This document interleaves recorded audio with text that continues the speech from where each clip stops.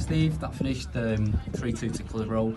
Was that a team that looked like did not have many minutes together the longer the game went on?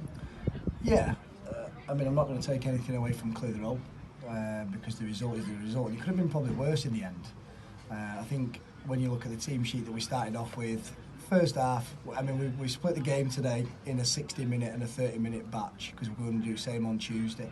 So we told the players it's a first game after a couple of weeks now. It's the start of our pre-season properly with a double session midweek, and then our game is back-to-back Saturday, Tuesday, which, you know, we're four weeks behind Clitheroe on that sort of system. But I thought we started off the first 10 minutes, we were brilliant. We came out of the traps, we showed a lot of promise. Then obviously we dropped off a little bit and they had their spell, but it was just a good game end to end with chances either end. The disappointing thing for me is the lads who are waiting to go on that second batch of players. It was embarrassing. I ain't got any other word to say really. I thought as a player for a club of our size in our league, you've got to be fighting every week to get a shirt in my team because I need fighters who want to be here and play, or at least show what you're about. And apart from Jude, who came on and carried the team in the second half with his willingness and the quality that he showed at the end with his goal, well, he put it on a plate for somebody else, but that was Jude's goal. He's ran from the corner flag of winning the ball, he's ran the full length of the pitch, wrestled 5 lads all the way down the line and kept a cool head to then go and lay it on a plate for Max Harrop scoring on his debut. But it was embarrassing, and I can't accept that. I've just been in there and given them a roasting, and I've told 3 or 4 of them that they probably won't be here next week. It's not good enough. So whether it's a pre-season friendly or not, I ain't going to take that away from Clitheroe. We were just simply not good enough in the second half in terms of the substitution at the 60-minute mark. And I certainly won't be starting with that team on Tuesday, and that's the message that I've made nice and clear in there. I'd promised them to get minutes, but after that was embarrassing. That was the third game in what has been a stop-start pre-season. There's been a lot of changes over that period as well. First of all, there's been players left the club this week. Do you want to say anything about the lads that have left? Yeah, so I think it was confirmed like this week and the week before regarding Liam Davis and James Bailey, who were 2 players who obviously were fundamental in the survival last year. Great service to the football club. I don't care what anyone says, when you're there for over 10 games, 15 games, 20 games, you've always put your effort in, put the shirt on, wear it with pride. And you know, unfortunately we've just not been able to agree that we're going to be able to use them this year, and we certainly won't carry players and stop them from getting better opportunities as well, financially or game time. And I'm sure speaking on behalf of the football club that they thank them for the service, especially last year, and we wish them as a club all the very best for the future.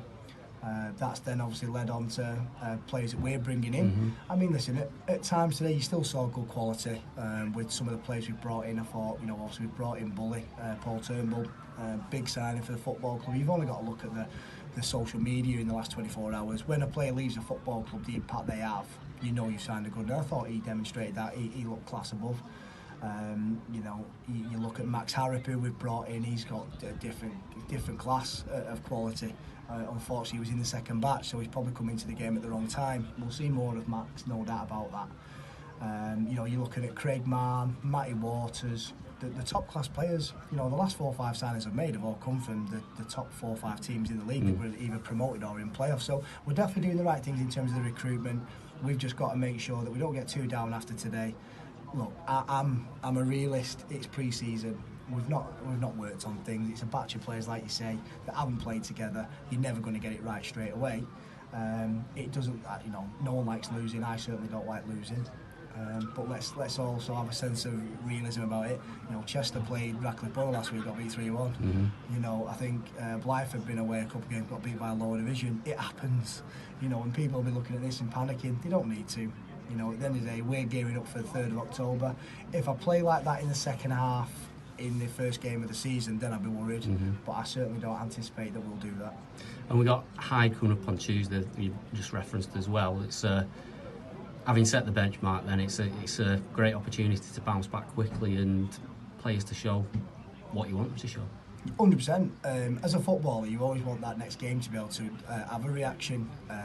And in pre-season, I don't think you have that sort of mindset because it is about building minutes and confidence and trying things. But when you're trying to fight for a shirt at a football club at this level of football, with the signings that we're making, you better make sure that you're ready to take your chance. And unfortunately, some of them let themselves down today. Now, come Tuesday against Hyde, that's not going to be an easy game at all. They're a fantastic team, league below us.